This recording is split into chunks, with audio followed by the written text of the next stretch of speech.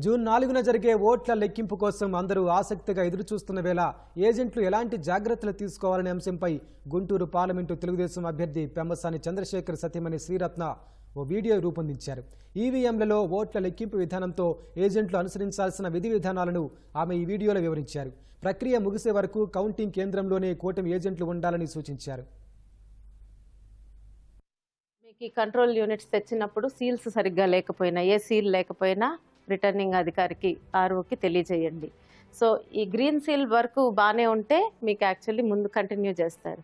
ఒకవేళ green seal break అయి ఉందనుకోండి, ఆర్ఓకి తెలియజేయండి. ఆయన అది తీసుకువెళ్ళి కంట్రోల్ యూనిట్ తీసుకువెళ్ళి దానికి సంబంధించిన వీవీప్యాట్ మెషిన్ని తెప్పిస్తారు. అదంతా ఈ కౌంటింగ్ అయిపోయాక చేస్తారు. లాస్ట్లో తెప్పించి దానిలో స్లిప్స్ కౌంట్ చేసుకుంటారు.